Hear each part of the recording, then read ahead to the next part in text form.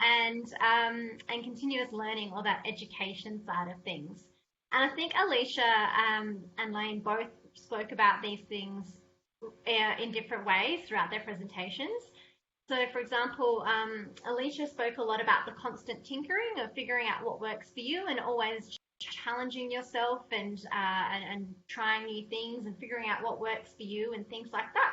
And so that's that continuous learning. She also spoke about being organized in terms of getting off her butt and going to the gym and doing those things. And consistency was a really key message in with Layne, about consistency with how she was speaking to herself and that self-talk that she was using. So there's definitely themes there. So what we've also put together is a bit of an idea of how all these things work together for an athlete. So it's about creating your own personal pie chart about all the things that make you up as an athlete. And this is going to be different for everybody. So there's an example one there. So we've talked about how sleep might be super important, your skills, your technical and tactical might be important, and then how all the other pie pieces will fit in together.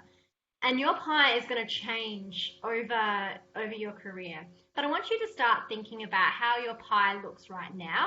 And then after listening to the girls last week and us tonight, how you'd like your pie to look for your best performances.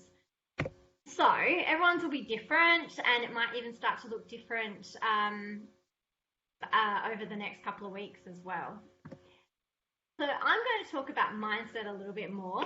And there's a little quote down there that says, "Success is not final and failure is not fatal. It's the courage to continue that counts." And I think Alicia and Layne hit on this so beautifully last week, in that Layne talked about continuously chasing success. You know, one world title wasn't enough, and then two, and she had a really clear goal, and she was never done. She was always hungry. So success is not final. But also failure was never fatal. She talked about her failures repeatedly, as did Alicia. And they both spoke about the fact that you have to get back up again. So what I want you guys to do really quickly is think about an athlete who never tries new things, chooses to do easy drills, play the comfortable shots, do the easy efforts, really avoids challenges, doesn't like to practice things that they don't like or feel uncomfortable doing, doesn't try very hard, gives up pretty easily, makes a lot of excuses, has a lot of yeah buts, thinks that when they fail or make a mistake, this is a bit of a reflection on who they are as an athlete, and whenever the coach gives them feedback, they're telling them off for attacking them. Now thinking about an athlete who is willing to try new things and do things that are uncomfortable, persist in the face of setbacks, see mistakes and failures and opportunities as opportunities to grow, embraces challenges, works hard, never gives up, seeks feedback, is always wanting to improve, and sees obstacles as a chance to problem solve and be creative. Bit of a rhetorical question here in terms of which player do you think is going to have success? I hope you'd say player 2. I hope you'd also say that player 2 is the player who's more likely to improve, and it's because of their mindset. Layne and Alicia are beautiful examples of that player number 2, that athlete number 2. Because your mindset is how you think and what you believe, and it has a really, really big impact on how you go about your tennis, both in training and in competition, and ultimately how successful you'll be. So there's two kinds of mindsets that I'm going to briefly talk about tonight. One of them is the fixed mindset, which is that player number 1, that player who never tries anything, who gives up pretty easily, makes excuses, versus the growth mindset. Now, you might have heard of this stuff in school before. So really quick, I'm not going to spend too much time talking about the different mindsets, but I am going to just talk about what they look like in sport. So your fixed mindset is that belief that your skills and your talents are just what they are. You're set in stone. Whereas a growth mindset is about that belief that we can always change and grow and get better and learn that. So up on your slide there is a really quick little comparison between the two. I'm not going to go through it all because you can read. And like I said, I'm not going to spend a huge amount of time talking about the actual mindsets, but talking about what this looks like. So growth mindset is about your skills can always improve. They're about hard work. You embrace challenges and see opportunity for change. You know that perseverance is really, really important. You know that you have to work really hard, something that Alicia spoke about, well, both Layne and Alicia spoke about, but Alicia really made a big point of it. So seeing feedback is useful, you're welcoming it, and seeing setbacks as opportunities to learn and make changes. I really like this slide because I think this talks about the fact that to be an expert in anything, you always have to be pushing yourself to get better. There is always a way to get better. We sort of often level out at that amateur level if we just keep doing things the same way. And there's a great video from Roger Federer where he talks about staying the same is like going backwards. Because if you're always doing the same thing, if you're always doing it the way you've always done it and you're not pushing yourself to get better all the time, then you are likely to be found out and you're not going to improve and people are going to start becoming more successful than you.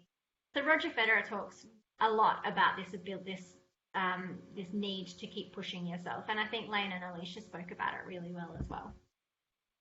A lot of people think that success is that straight line when really it's not. It's a really, really wiggly line and we have setbacks and challenges and we go forward and then we go backwards and then we have that spurt and eventually we get there. And whenever we learn, we go through this time of feeling really crap because we go down the hill or into the pit where it's really hard and we want to quit and then we hit the wall and then when we break through that wall, we start to think about, hey, I can do this again. Maybe somebody could help me. I think I'm getting it. And then we get up to that eureka moment. So if we're not going through that learning pit, we're probably not learning. So it's really important to understand that learning and continuous education and stuff like that can be uncomfortable sometimes. But it's that stuff that Alicia and Layne were speaking about it's worth pushing through. It's worth pushing through this and working it out and finding new strategies because we do get to the other side of the pit. I've got a really quick quote there from Michael Jordan around failure, and I'm sure you've seen this one before, but it goes, I've missed more than 9,000 shots in my career. I've lost almost 300 games. 26 times I've been trusted to take the winning shot and missed, and I've failed over and over and over again, and that is why I succeed.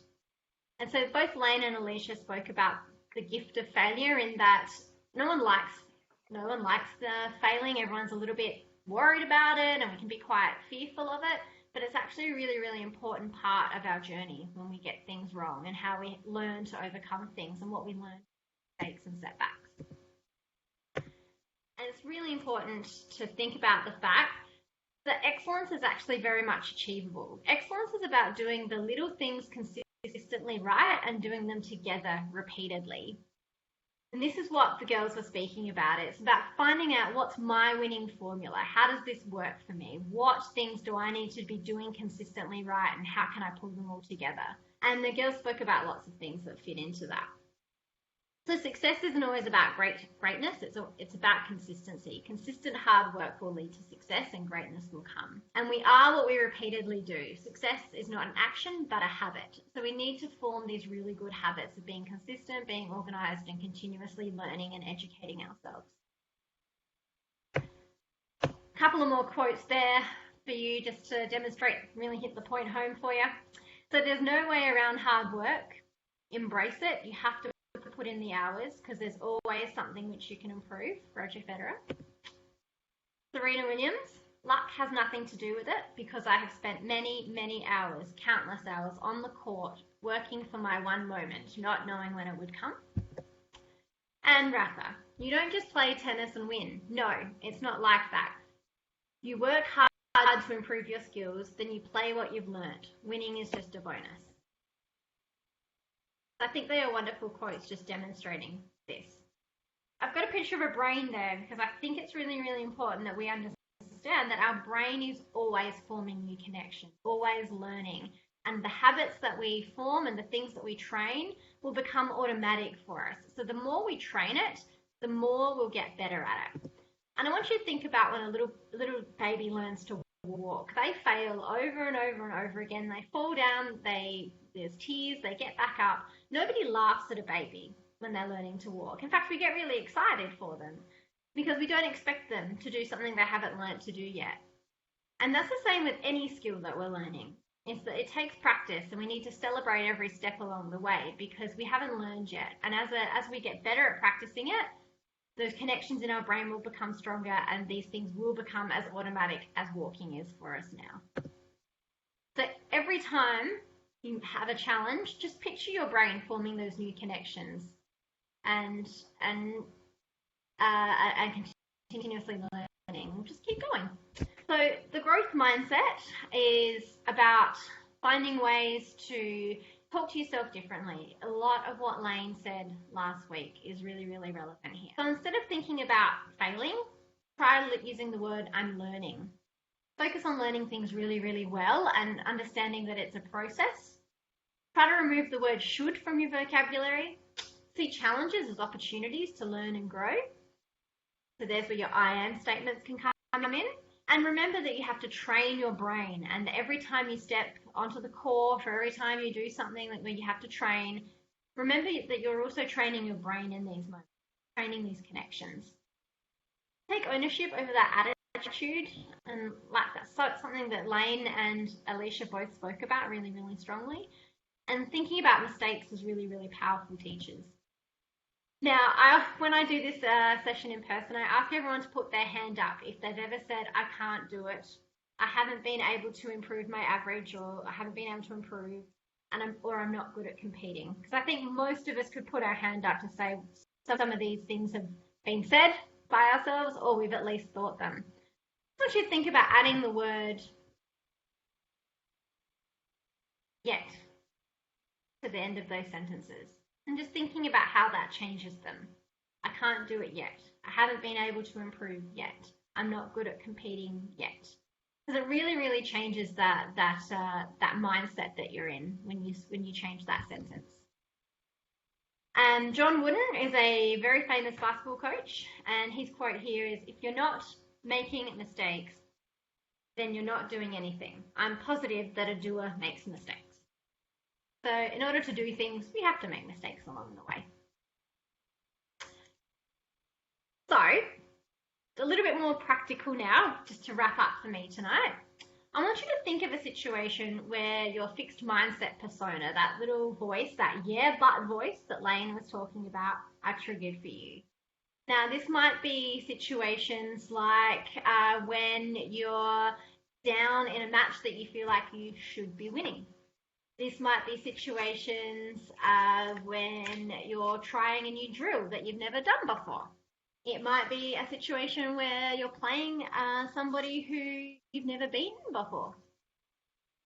It might be any situation. It might be more of a school situation. It might be a gym situation. When does your yeah, but voice show up? So Layne talked a lot about the small waves version of hers, and yeah, but I can't surf small waves. So just thinking about situations in which your yeah, but your fixed mindset is triggered for you. Once you've identified them, I want you to think about, how does this make you think, feel, and act? So what is the impact of your fixed mindset voice, your yeah, but, on the way you go about things? How does it get in the way of you achieving your goals? It makes me think I'm worthless. It makes me think I'm a failure. It makes me think I'm never going to get there. And then I start to feel really down, and then I start to feel like I want to quit, and I would sort of, withdraw from the game, or I just take the easy way out. I do the easy sets instead of the hard ones. So how does that fixed mindset, that yeah, but voice, impact you and your behavior? Then I want you to give your yeah, but voice, that fixed mindset, a name. And it can be any name in the world. You can name it after a cartoon character. You can call it the negative Nancy. You can call it, I've called mine after somebody in my life who's really judgmental, because my yeah, but voice is a very judgmental voice. So I've gone, hey, I know somebody who's pretty judgmental, I'm going to call it that. So just giving it some sort of name, because this is what Layne was talking about when she was saying, shine a light on it. Bring it to your awareness. Don't put it in the dark. Embrace it a little bit. Shine that light on it. Give it a name. Give it something that you can recognize, so that you can go, hey, here it is. It's here. And then she talked about reframing, which is where you can start to put your growth mindset responses in. This is that responding in a more aligned way using the I am statements instead of the yeah but statements. I am willing to learn. I am strong. I am whatever it might be, to get you more aligned with that voice that you're using for yourself and your goals. That's that alignment that Layne was talking about. So I want everyone to, if you have your phone with you, to just take a little bit of a picture of that one right now. And I want you to work through that in your own time. Thinking about those situations. How does it affect you? Give it a name. And what are some of those I am responses that you can start to use instead of your yeah, but. So I think the really quick summary there is that also we have to practice this. Just like anything, we have to practice it. So our successful athletes understand that excellence comes from consistently striving for improvement, and they do this by cultivating a growth mindset. They understand that failure and mistakes are a critical part of getting better, and we need to focus on our effort and continuous learning that will lead to our expertise. Having said all this, that this mindset doesn't take away your emotions of frustration or disappointment when things go wrong, but they do help us be persistent in the face of these things. And so practice listening for that fixed talk, that yeah, but, and practice responding with your growth talk, remembering that it will take practice. This is not a magic wand. You have to practice the skill, apply it, assess how it's gone for you, and modify it as needed. Like Alicia said, we're always tinkering. We're finding out what works for us. Really quickly, we just want to put a little slide on the end there as well about looking after our well-being. So, obviously what we're going through with the coronavirus at the moment, it means that a lot of normal life has changed and things are really, really different for us. So it's really important that we actually look after our well-being during this time, because a lot of our routines have been thrown out the window with all these changes. And humans thrive when we've got routine. So it's really important that we do look after our well-being. And so I say remember your breaths. Remember to breathe. Both Alicia and Layne talked about breathing a lot. In fact, Layne even did the box breathing activity with us. So make sure you do that regularly. Relaxation, and that includes your social activities. Now, obviously, they look really, really different to what they might have looked like a few weeks ago. But it's really important that you still do activities that you enjoy and still find ways to connect with your friends.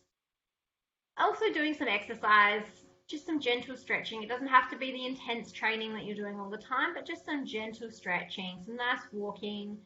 We're allowed to do these things. So exercise is really, really important. Our attitude, and somebody mentioned that something they took away from Alicia's talk was the importance of being grateful for what we have. So your attitude of gratitude is a really, really important thing for your well. It helps to keep things in perspective for you, and it helps you to recognize what opportunities you do have. You can focus on what you can control and let go of things that you don't. I'm not going to talk about diet and sleep very much because Em's going to talk about those things, but eating well makes us feel good, and having good sleep is really, really important for our well-being, our immunity, our ability to make decisions and manage our emotions. Also, sleep's super important. But also don't forget to give, keep learning, connect with others, and to take notice of the present and be active as well. So that's pretty much me, because I'm not going to show that video because you can't hear it. I've discovered recently. So that's me. And I hope that something in that has resonated with being able to pull together some of the stuff you learned from Layne and Alicia so that you can put it into some practical action for yourselves. Before I hand off, did anyone have any questions? You can either pop them up in the chat or you can turn your microphone on.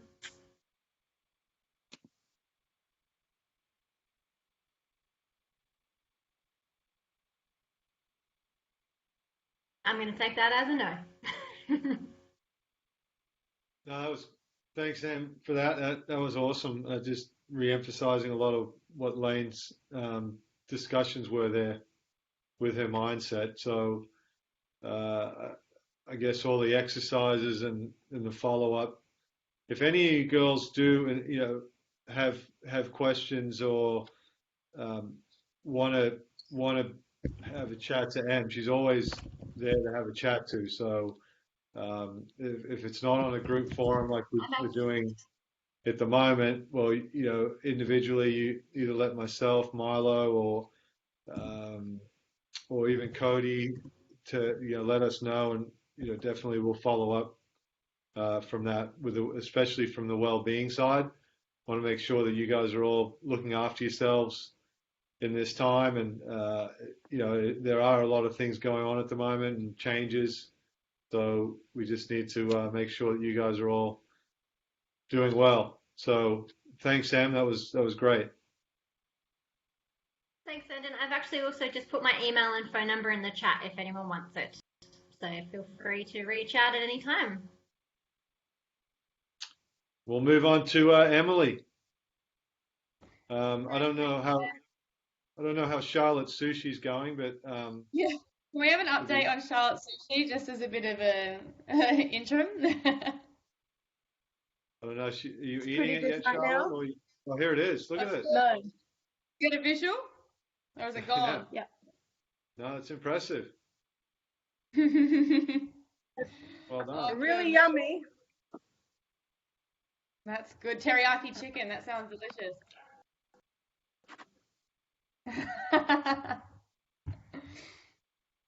Well, how good. Well, thanks for that, Emma. That was really great, and I think it really highlighted for me, like, kind of pulling out those key messages that both Layne and Alicia spoke about, and even for myself as a novice athlete, weekend warrior, I definitely found some key points there. So I took a couple of screenshots of your presentation, so definitely going to put them in. So you already spoke briefly about nutrition, so thanks for the little segue in there. I'm just going to share my screen now, and hopefully everyone can see that. Has everyone got that there? Yep. And then awesome, I'll get started. So for those that I haven't met, I'm fairly sure I've met most of you, but my name's Emily, the other M. I know it can get quite confusing with both of us on here. But I am the dietitian and sports nutritionist. So basically today I'm going to be talking about the elite habits that we apply to sports nutrition. We're going to keep with those common themes and those 3 pillars that Emma spoke about. So we're going to be highlighting consistency, organisation, and continuous learning or education. So to start us off, talking about nutrition, nutrition is obviously very important and imperative for performance. For many athletes and for many sports teams, they actually form a very integral part of the team. So what I want to do, and we can do this either way, either by speaking on the mic or by maybe writing in the comments. I just want to get an idea what people think or with one aspect of nutrition that can positively affect your performance. So if everyone wants to quickly write some things down in the comments box or in that chat box, or maybe even just turn your microphone off, and we just want to share some things that nutrition positively can affect your performance with. We'll get started. I'll see if I can see the chat box because I'm all learning as well.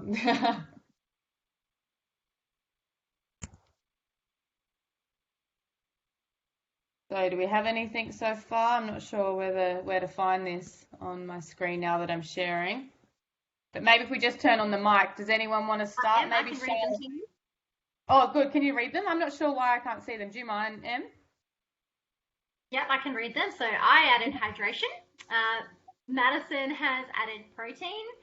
We've got carbs, and we've got provide us with energy. Awesome. So there's a few different things there that you've popped. So that's really great. Hydration, which we'll talk about as well. Carbohydrates, protein, so there's macronutrients, and then also with energy. So just to tease that out a little bit more, so I guess we've highlighted the key aspects of nutrition that are important, but I guess highlighting the benefit of why we actually want to include nutrition as a part of our elite behaviors. Firstly is body composition, and this is often the one that people get the buy-in with nutrition straight up. So I think Layne and both Layne and Alicia actually mentioned that the first time they kind of were introduced to nutrition was because they felt a pressure to look a certain way or to have a certain body composition. So obviously nutrition can affect that positively, but it's not the be all and end all. And one thing that I really like that Layne mentioned when she spoke is that taking on board nutrition helps to assist with a prolonged and successful career. So essentially you don't want to limit the possibility, or you want to do as much as you can to limit the possibility of long-term injuries or health conditions, which she spoke about because she didn't get her nutrition right. Other areas are fueling for training and competition. So that's essentially where that carbohydrate comes in. So we want to make sure that we're adequately fueling with the right nutrition to make sure that we're getting the most out of our training sessions and we're getting the most out of our competition and performing at our best. Someone mentioned boosting up energy levels or maximizing energy levels, and that's exactly right. I like to think of nutrition and your food like your fuel in the car. It also improves mood and productivity. So it's not just about that performance in the sense of tennis, but also your performance on a day-to-day level, whether that's at school or in any other aspect of life, or making sushi, those types of things. We want to make sure that you've got enough energy, you've got the right mood, and you're going to be productive. So whatever you apply yourself to, you're getting the most out of it. Nutrition also helps with recovery, so that you can recover effectively and maximize the effects of the training program. So as athletes, you're spending a lot of time training, and it's essentially about training right and getting the most out of your training. And if you can complement your nutrition to your training, it means that you're maximizing the effects of that training program and essentially getting the most out of it. And that's where that protein comes in. So someone mentioned about the protein and making sure that we're getting a good amount of protein to help that recovery process and help those muscles recover so that you can back it up and continue to perform. The last one, and I guess it's quite timely given the climate that we're in at the moment, is to maintain a healthy immune system and of course minimize injury. So if you are unwell or if you are injured, this will take you off the court and it will limit your ability to train. So you want to make sure that you're doing everything you can, getting in that good nutrition to maintain that immune system and of course minimize injury where possible. So we can obviously see that all of these different areas that nutrition positively affect will help achieve peak performance and help contribute to you being an elite athlete. It was actually quite ironic. I was scrolling through my Instagram the other day and this came up, and we'd discussed with Sandin that we're going to do our chat on elite behaviours, and we came up with our pillars, and then this popped up, so it was quite appropriate. But I just thought I'd share it with you guys here, and this is around this theme of consistency. Success doesn't come from what you do occasionally, it comes from what you do consistently. And I think that sums it up really, really nicely. And if we're thinking about consistency, we want to consistently do the things that matter most to us. So this is where I'm going to ask you, and this can either be in regards to your nutrition, which I'm talking about, or in your performance as a whole, and that's about what matters to you most. So I like to use this theory on your jar. So essentially we all have our jar. You've got your big rocks. This represents the stuff that's necessary to your performance nutrition or to your life. Next is your pebbles. So these add extra help with some advantage, but aren't totally necessary. And the last is your sand. So this is the icing on the cake. It can be useful, but it's not crucial to your performance. So I'd like to for you all to think about what your big rocks are, what your pebbles are, and what your sand is, and actually break this down. So if we're thinking about your big rocks, the things I'd be thinking about are your daily basics. So fueling for trainings, recovery, getting regular, good quality meals in, sleep, and hydration. Your pebbles, and this gets to your performance nutrition. And for some of you, you might not have even heard these terms before, like periodization or training low. And that's completely fine, because for you at this point in time, your big rocks are what are going to make the biggest difference. And if you can consistently get in those big rocks and do them well and master what they look like, that's where you're going to see your biggest effect or your biggest benefit. And then lastly, your things like your sand. And this is what I call like your supplements or your immune boosters, protein powders and bars, or pre-workouts. So essentially all of these different things can form what your nutrition routine looks like, but it's just really important to work out what actually matters most and where you should be allocating most of your time to your performance nutrition. And I guess that's where organization comes in. So think about your training and your life schedule, and does this actually fit in within your jar? So essentially, are you allocating the time to the things that matter most for your performance? Are you actually allocating enough time for that? Or are you letting the things like your sand take over? So the thing I will commonly see is that people in their diet will rely too much on supplements and they won't actually have the foundation of a good diet. And it's like when you build a house, if your foundation isn't right, then the house is going to topple down. We need to make sure that our foundation and our structure is really strong, really consistent, and we want to make sure that we're allowing enough time to do those things. So have a think, and does your jar actually marry up with what's important to you? And that's where we can be organized. So essentially what we want to do is have a look at your schedule, and I know for a lot of you this isn't very clear at the moment with the changes and our limitations that we do have in place, but start to have a think about what your schedule looks like and complement your nutrition to that schedule so you can essentially get the most out of it. So match your fuel to the demands of training and to assist recovery. So if you are training, we need to make sure that you are fueling and you are ready for training. Look at it like an opportunity. Every time that you have to eat is an opportunity to either fuel or recover, or use it as a maintenance meal to help get in enough protein.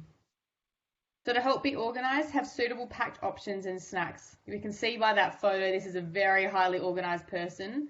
I'd like to think that I'm that organized, but it doesn't necessarily have to be as Instagram worthy as that, but we can all be organized and actually think about what that looks like, because if you are thinking and if you are planning and if you are organized, then these things are just going to come naturally, rather than being like, oh, actually I've finished training, I'm really hungry and I don't have anything there. So you're missing that opportunity to be your best version. With that, and on the theme of organisation, always keep emergency and non-perishable snacks in your tennis bag. So things like your muesli bars, some packed nuts, not for you, Jazzy, because I know you can't have nuts, but or sports bars or things like that. We want to make sure that you're having those types of things, because sometimes our plan or our schedule doesn't go as we had planned. And I think it's all about making sure that we've got a bit of a backup plan to keep us fueled when we don't necessarily think we might need it. So that's where those emergency snacks can come in. So I've just popped up an example day where it could be 2 court sessions, and maybe in between that you're heading to school, and then maybe a session with Matt in the afternoon. These are all opportunities that you have to fuel and to recover. So be organised. We want to make sure that you're not missing your moments to get the most out of that meal or to get the most out of your training program. So for example, if we were to look at this as an example day, your breakfast is a wonderful opportunity for your pre-morning fuel for that hit, to make sure that you're getting enough energy to get you through. So something like a bowl of muesli with Greek yogurt and fruit would be a great option. After the hit, something like a snack would be a great opportunity for recovery. So you could do a fruit smoothie made with yogurts and berries. Around lunch, so this is your pre-afternoon training, and we want to make sure that we're fueling up for that afternoon hit. So something like a chicken and salad sandwich would be great. A good source of carbohydrate that is going to help fuel you, but then also that protein to keep your appetite regulated and also help with recovery from the morning. So afternoon snack, so this is a break between your gym session. So this could be something like a fruit salad or some whole grain popcorn. And then dinner, so this is after your gym. That's a great moment for you to help with recovery. Make sure that you're doing everything you can, getting in that good carbohydrate to help refuel, and then getting in that protein to help that muscle protein synthesis and help that muscle recovery so that you can do it all again. So something like a chicken stir fry with plenty of veggies and brown rice would be a really good option there. When I talk about snacks, often what we find is that people aren't actually getting in main meals with tennis, because we often know that we're rushing between different things, or maybe you're rushing between school or sport or things like that. We want to try and prioritize our main meals, but that's not always the case. So always have snacks readily available to see you through. So some of my favorite snacks are things like your high protein yogurt, so your YoPro or your Chobani Fit, muesli or nut bars, veggie sticks with hummus, fruit smoothies, fresh fruit and salad, air popped popcorn, so you can get them in those individual packs so you can take them and chuck them in your bag, nut mixes, or you could even challenge yourself and make some homemade bliss balls, cookies or slices. So I think for now, you've got lots of time at home and it's a really wonderful opportunity for you to trial and test different recipes. So this could maybe be a really nice opportunity for you all to trial making some bliss balls or making some healthy cookies or slices so that you've got some healthy snacks available, because I know over this time it's really easy to not have those things set in place because your routine might be a little bit all over the place. But if we can make sure that our anchors in the day, which are our food and our main meals and our snacks, are good, then the rest should come with it as well. So the last theme or the last pillar is that education or continuous learning. And I guess with nutrition, there's lots of information out there at the moment and it can be super confusing. A lot of it can be misleading. But essentially what I want you to think about is knowing the difference between who are the experts and who aren't. So who is providing you with that information? Do they actually know what they're talking about? And does it apply to me and to my goals? So for you, is it relevant and is it actually going to help me? I think it's really important to have an open but a critical mind. So always be open to different things that are coming your way, but then have a critical mindset and think, does this actually benefit me and is this going to help me? So I think that's where that difference between that fixed mindset and that growth mindset. So of course we want to be open to different things, but is it actually going to relate and is it actually going to service me? Of course, be mindful of heavily marketed products and diets. You simply can just scroll through your socials, or you can be watching TV and there's lots of different things that are coming up. So just be really mindful of these types of things and don't be persuaded by something that's heavily marketed. I think you all are really lucky in the fact that you have a wonderful team that are here to constantly support you and help bring out the best version of yourself. So utilize what you have available to you. Not everyone is as lucky to have a team of different coaches and different practitioners. So really ask questions and start to work out what your individual needs are and work out what's actually going to help you in your performance. And work out what's the sand in your jar and what you can spend less time focusing on.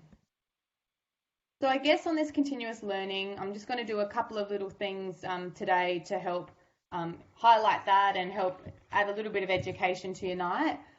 And I think it's quite timely that we talk about your immune health. So I'm just going to highlight the key things from a nutrition point of view and from a lifestyle and well-being point of view that it's really important to include over this time. I'm going to talk about sleep a little bit more, but sleep, allow your body to recover. So aim for a minimum of 8 hours per night. We spoke about that actually last week as well. So really, really important. Your hygiene, so ensure your water bottle or your shaker are clean and regularly sanitize, making sure you're sanitizing or washing your hands prior to meals to limit your infection risk. The next one is energy, or how much energy we actually, or fuel we put in our bodies. So we want to make sure that we're fueling appropriately to assist performance, recovery, and also to reduce our illness susceptibility. We don't want to not be getting in enough that we're putting our body at risk because we're not giving it what it needs. The other one is probiotics. Probiotics are a good source of bacteria, which may aid immune health during intense training periods or when you travel, or over periods like this where our health can be compromised.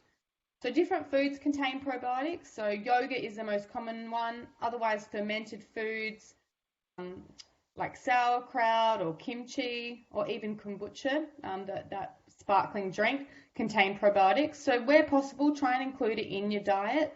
Or else there is an option there for, you can get capsules of probiotics. So if this is something that you're interested in, please make sure you reach out and I can make sure that I put you in contact with getting the right thing there. And then the last one is micronutrients. And I like the phrase, eat the rainbow. So wherever possible, try and get all the different varieties of colours on your plate and try and aim for as many colours as possible. So don't overlook the importance of vitamins and minerals and their role in assisting performance, recovery and health. We want to make sure that there's no nutrition deficiencies over this time, okay? And then the last one is going to be sleep, and Em spoke about it briefly, and it is super, super important for your performance, but also during this time where things are a little bit unsettled and our immune system can be compromised. Just a few benefits: assists with recovery, assists with body composition, mood and mental focus, and also ensures that you're healthy and well. So there's a few different things that we can put in place to help improve our sleep. And it's quite appropriate that the first one is consistency. So we want to make sure that we're consistently trying to wake up and go to sleep at the same time. So for many of us, this is fine during the week, but the weekend is where we tend to get that variability. So aim to level this off and aim to consistently wake and go to sleep at the same time.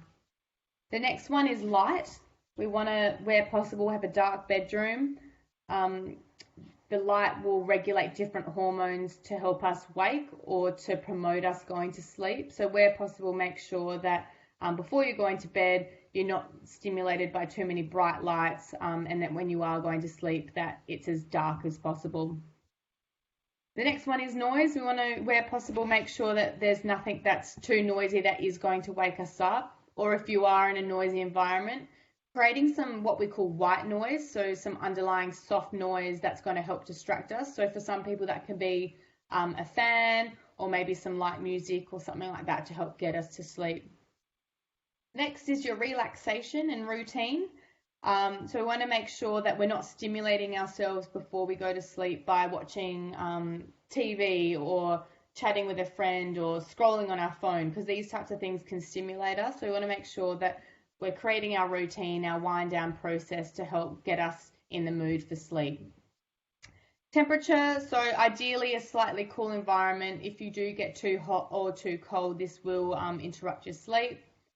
Reduce or remove stimulants, so the major ones are caffeine, so whether that's from Coca-Cola, tea or coffee. There are some other supplements that can have caffeine or other stimulants in them, so we just want to make sure that we're reducing them, particularly in the afternoon. So for a lot of people that I work with, it's around coffee because they have way too many coffees throughout the day, and then it turns into a bit of a vicious cycle because they're not sleeping, and then they're waking up and needing more coffee because they're tired because they haven't had a bad sleep. So essentially we want to make sure that we're not having too many stimulants before we go to bed, whether that's a tea or Coca-Cola or any of those other supplements. As Emma mentioned, exercise is really good for our well-being, but it's also really good for our sleep as well. So we just want to make sure that wherever possible, we're keeping consistent and we're exercising. So that doesn't necessarily have to be a really full-on session. That can be a gentle little stretch or maybe some of Zoe's little yoga moves that will help relax you, but also make sure that you're burning enough energy that you're feeling tired by the time it comes to bed. And then the last one is fullness. We want to make sure that you're eating well, but you don't want to be going to sleep with a full belly because that can trigger you or keep you awake or make you feel a little bit uncomfortable. So these are the key things that we can work on, and maybe as we're looking at our pie graph and we're thinking about the different fractions that make up our pie graph, these are some key things that we can look to incorporate that form those elite habits. So that's everything for me. I'll stop sharing my screen now, but if there's any other questions, if anyone wants to pop them in the in that chat box, and I can go through. Otherwise, I can hand it back to you, Sandon. Yeah, that's great. Thanks, Em. I might just pop out and get something to eat quickly. After that presentation, I became a bit hungry. So, no, but that was great. And again, just going on the pillars of that consistency, getting yourselves organized, and just keep educating and asking questions. I know this is a great forum to ask those questions. I mean, one for me that I've always, when I was a professional athlete going through that, was just the refueling and the importance of not necessarily, sometimes I didn't feel like eating, especially after you play a match or that you're a bit exhausted. But it's really that, I mean, the education I got was that first hour after you compete is really important to get something into your body for the recovery for tomorrow. It's not about how you're feeling on that day. So it's that recovery as quick as you can, whether you're doing your stretching and your cool down, but it's also while you're doing that, having a snack for that day tomorrow. Yeah, you're exactly right. And I think we've identified that that's a really key point for your performance, is that recovery. And what I love is that you've identified that, okay, maybe it's a challenge, but being aware that that's something that you need to do, and then where possible, forming the environment for you to consistently do it. So that's really good. And if you're organized as well, the other pillar of organization, and you've got things ready for you for post-match for you to have, then it's just going to make that process easier to follow and more likely to be consistent in that. So no, that's exactly right. Girls, do you have any questions there for Emily?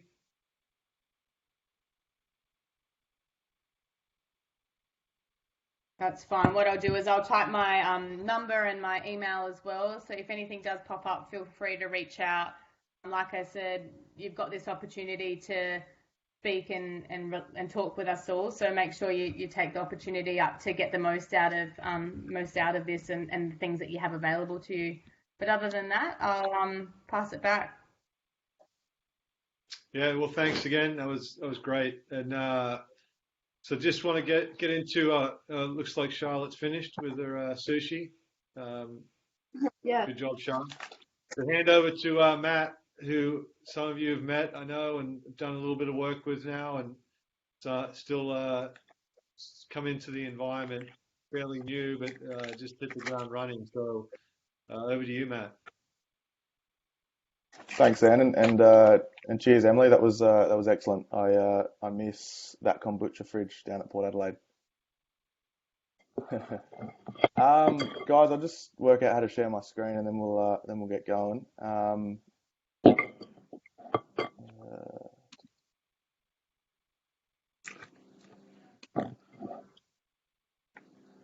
Just hit Is that the, everyone see that? Yeah. Yep. Excellent. How do I put this into a slideshow? There we go. Beautiful. All right, guys. Look, I'm going to take a bit of a left turn, just because I think, obviously, with everything going on at the moment, I think it's really important that we stay on top of ourselves and keep each other accountable. But that's not to say that those our three key pillars and themes, they're very much so a part of the physical and S&C and that environment moving forward, especially over some pretty uncertain weeks to come. So what I'm really going to share with you today, guys, is, and I'll keep it short, sharp, and shiny, is creating a training environment from home. Okay.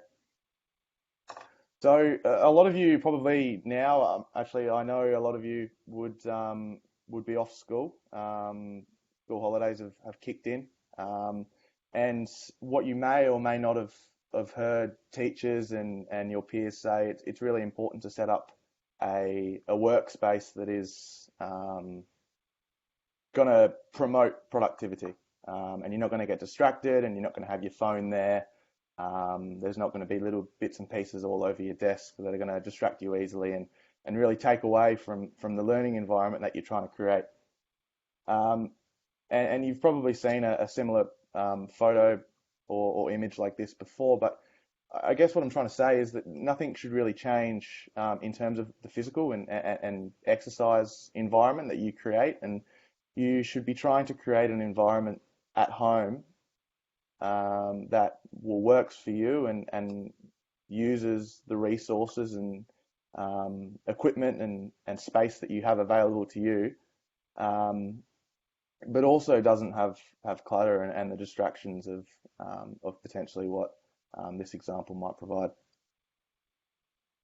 So I'll jump into just a few bits and pieces to kind of set the scene here, and I really want to talk about the challenges to physical health. Now, the reason I got a picture of Coco Goff there, she's 16 years old, and I think we can all agree in this presentation that she doesn't look 16 years old. She's extremely physically developed, technically and tactically very good, and hell, she played a slam this year, last year. So, you know, in terms of she's the age of some of you girls, and it's not a comparable thing. It's not going, well, look at her and look at you guys. It's just to kind of reiterate the point that we all develop and mature in different ways, and our growth curves all the way through from when we're born to all the way up until we stop growing and maturing.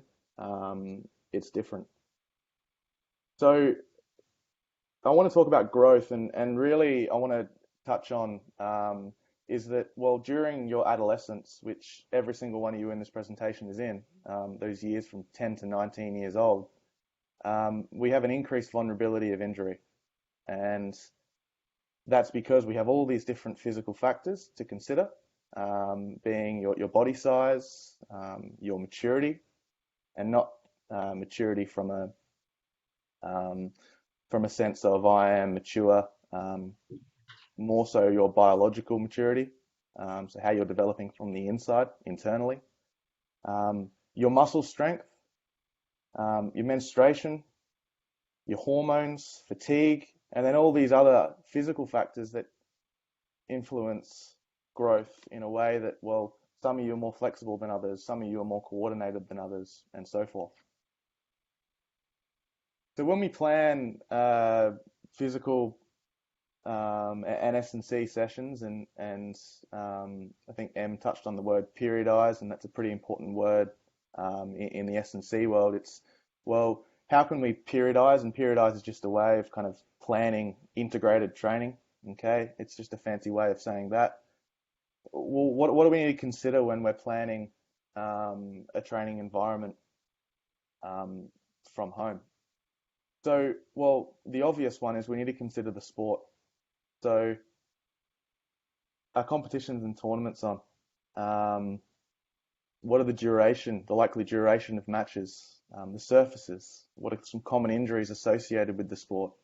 Some characteristics of the sport, and then some physical qualities of the sport, and how we can measure those things. So, if I was to look at this from like a football player perspective, well, the physical qualities needed to play an 120-minute football game is very, very different to playing a repeat effort tennis match, 3-set tennis match. From a comparative perspective, so I know I'm kind of almost contradicting myself to what I said in the previous slide, but comparing your rankings and your points and your wins and your losses and your physical performance scores based on your fitness tests and your screenings and things like that against others of similar ages, that's a pretty important consideration too. And then we also go to the athlete centered, and I think this is probably the most important. So what are your physical characteristics? How do you move? What are your strengths? What are your weaknesses? How do you play points? How's your serve? And then what are some personal goals, and what are also the coach's goals? Okay, what do the coaches have goals for you? So I guess kind of moving on from staying in the training consideration space, we talk about this idea of balance, and Em again spoke about this in balance. A balanced diet is essential. I think that's a pretty important component that kind of rolls over to the S&C world too. So, well, factors we need to consider when we're training. It's inevitable your training is going to change during these times and over the next few weeks. You may not be hitting as much. You might be doing different things. Now that's okay, but there are these factors we need to consider. Well, what's the intensity of the exercise you're doing? Are you going for, I don't know, 12 walks a week at very low intensity? Or are you going for 3 hits a week at a very high intensity? So we really need to consider, well, we need to make sure that the intensity is matching the demands of the training. and the match. So the frequency of training. So frequency is how many. So how many trainings are you doing? And I know I just touched on it with that point before, but how many training sessions are you doing? How many strength sessions are you doing? How many times are you hitting per week? How many isolated conditioning work are you doing? How much yoga are you doing? And also the volume, so the amount. So I guess I almost frequency and volume kind of work hand in hand, but the volume of training, it shouldn't really change an awful lot. You're just achieving that volume in a different way. So I've kind of got that picture of that elephant, single leg RDLing or arabesquing on a beach ball on the beach. And that's just kind of trying to find that, I guess, trying to reiterate that point between the volume, intensity, frequency triangle that I've displayed there. Well, trying to find a balance between these qualities is pretty tricky. It's tricky for an S&C coach. It's tricky for tennis coaches, and for you as a player, when you're very isolated and by yourself, it becomes a bit of a tricky task. So Em spoke about the idea of, well, setting a schedule is pretty important. So what does your schedule look like? So obviously planning nutrition around a schedule, but if we take a step back even further, well, what did the current schedule look like prior to going into and not hitting as much, so not going into the NA, and how are we able to mimic what we did prior in our new home training environment? So I want to talk about this idea of detraining. Now, don't be blown away with everything on the screen. I'll walk you through it, and it's very easy to understand. Detraining is just that effect that happens when you don't train. So when someone says, it's the layman's term for being or getting unfit. So if you have a fitness level, a high fitness level, and then you do 2 weeks of nothing, you are detraining. All right, so you might operate at you might have and I'll put this into perspective, you may be able to run 1 kilometer in 4 minutes, and then you don't run a kilometer or you don't do any form of running for 2 weeks, and then you try and run another kilometer and you can only do it in 6 minutes. So that straight away tells us, well, we've suddenly detrained and we've suddenly lost the effects of our previous training. So I've kind of put a sentence there that says it takes a long time to get back to our former training and competition levels, but it also takes a very little time to lose that training level that we might have had. So if we look at that little table on the side there, we see, well, our VO2 max is just a fancy way of saying our fitness level. Well, after 2 to 4 weeks of detraining, so 2 or 4 weeks of detraining, we lose our fitness level by 4 to 10%. Things like heart rate decrease to 5 to 10%. Our flexibility decreases. Our running economy, so how well we run, also decreases. So when we travel, we have to adapt to an environment with limited space and limited resources and equipment. And when we're in isolation, well, we're in a pretty similar scenario here. Well, we have to do exactly that. We have to adapt to an environment that might not necessarily have the gear that we were once using, or the hitting partners or coaches and resources that we once had. I've also left a little quote down here, guys, and this resonates with me massively. Even not even from a player point of view, but even I'm sure coaches would agree with me here that modifying a session is far, far, far more beneficial than missing the session. So if you plan to hit and it starts raining and you can no longer hit, starts pouring down with rain, well, how do we modify that so we can still get something in? So instead of just missing it completely. So on the flip side of detraining, we have this idea of overtraining. And overtraining is just a fancy way of saying, well, you've done too much. And when we overtrain it, generally speaking, we increase our rates of injury. And you might have heard the idea of athlete burnout.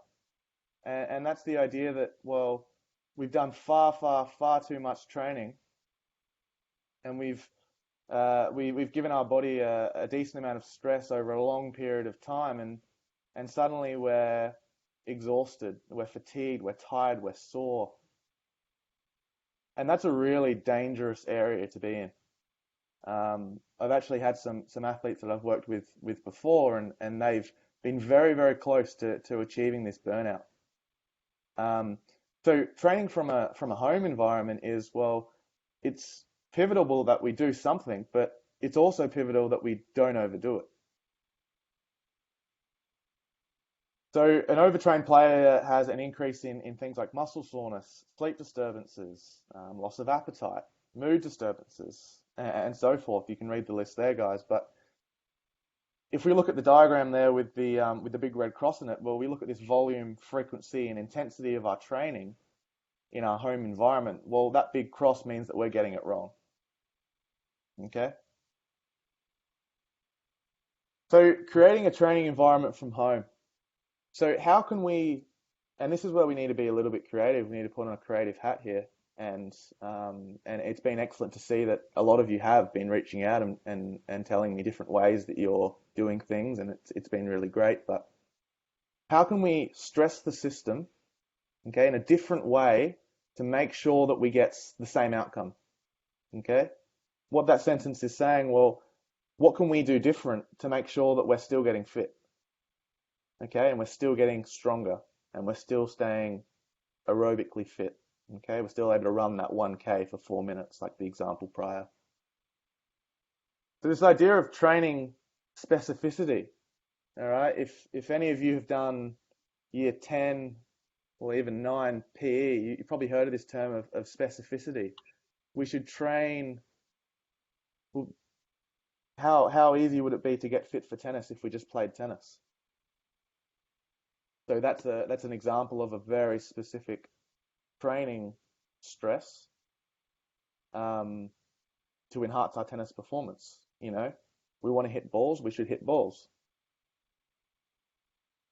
But the reality is, in the times that we're living in at the moment of uncertainty, is that, well, the whole specificity thing, unless you have a tennis court just outside your bedroom door, the whole specificity thing kind of goes out the window, and you might still be hitting in privates with your coach, or on local courts with a sibling or a relative or whatever.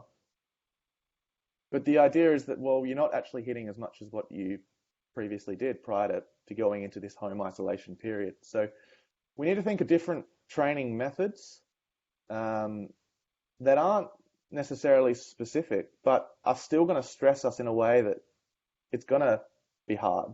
It's going to get our heart rate up. We're going to sweat, and we're going to work pretty hard.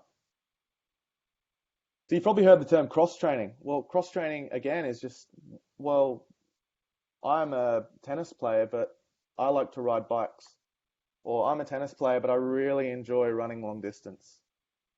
A really good example of our cross-training is yoga that we've incorporated with Zoe on a Tuesday night, and some of the videos that I've sent out to you guys into your programs over the last couple of weeks is, well, that's an idea of cross-training.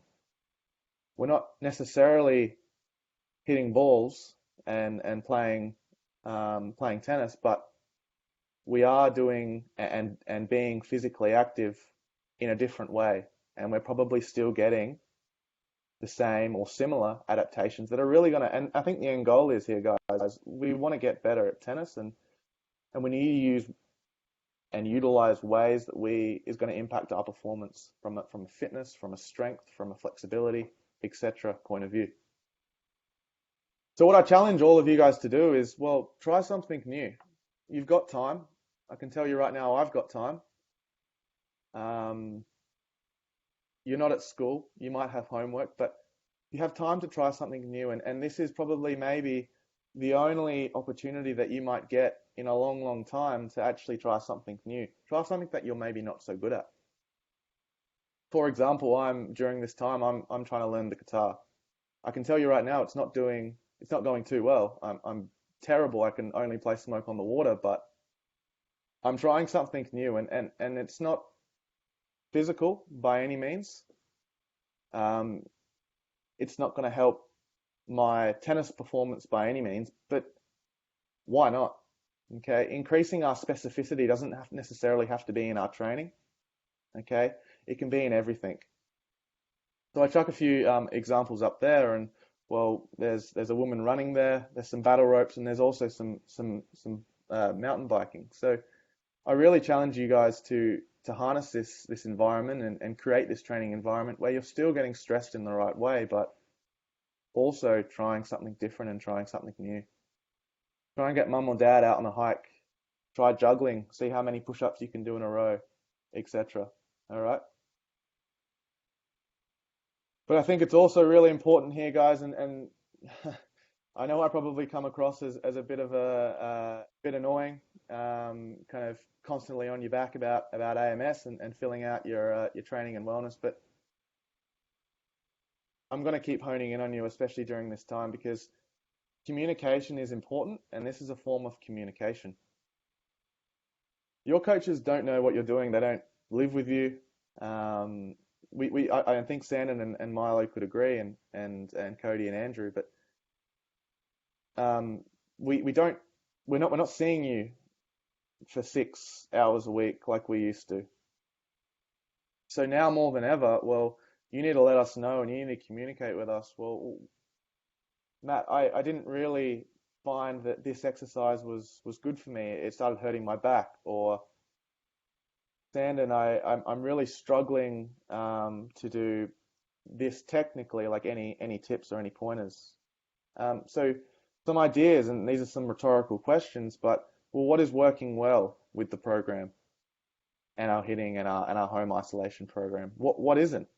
Okay, we're not perfect. I don't know your training environment that you've created 100%. I know parts of it, but well, what isn't working well? Do you not have an area to run? Do you not have an area to do squats or push-ups? This probably touches on Emily's point a little bit, but are you tired? Are you fatigued? Are you doing too much? This idea of overtraining, okay? Are you really, really tired or not sleeping well? That's another one. And are you injured? And I think this is where kind of it becomes extremely, extremely important. Well, there's no point training through an injury when you're with us at Tennis SA. So you shouldn't be training through an injury in any way, shape, or form. And it should be at the utmost priority that you let someone know straight away so we can put the right things in place. Apart from that, guys, like I said, I really want you to challenge yourself over the next few weeks, and I also want you to communicate with us, and I think that's really, like I said in the previous slide, it's really essential during this time. Anything that isn't working or anything that isn't happening well for you, then you really need to reach out and let us know. By now, guys, you would have been sent out an email regarding some challenges, and this is a way that so I encourage you to challenge yourself, but this is also a way that I'm challenging you from a physical point of view. So I've sent out a weekly challenge, which I all encourage you to do to make sure that we stay engaged with each other and our program and our coaches and the National Academy in general. I also encourage you to record some snippets of what you're doing at home, whether that be sharing a video with Sandon or Milo, maybe hitting some balls, or sharing a little workout montage with me and I guess the rest of us too, just to make sure that we are being accountable. And Emma spoke about the idea of accountability between our peers and our fellow players, and also making sure that we are being resourceful and really ticking off the boxes like we should. All right, guys, that finishes me up. Any questions? Fire away. If you don't want to have a chat, majority of you guys should have my number and email, but I'll post it in the chat otherwise. Any questions, guys?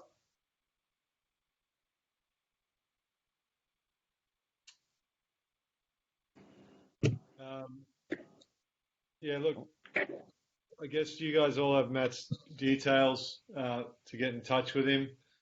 But firstly, just want to thank Matt, Emily, and Emma for those presentations for you guys tonight. Again, a lot of information to absorb, but fantastic job, and they took a bit, obviously taking some time to put that together for you guys. As they all spoke about, you have a great team of people around you and supporting you from all these different people. So you've got to utilize that, and we're here at this time for you guys. We're all going through it as well. So we have some time. We're all making some new challenges for ourselves, and even this forum that we're putting on.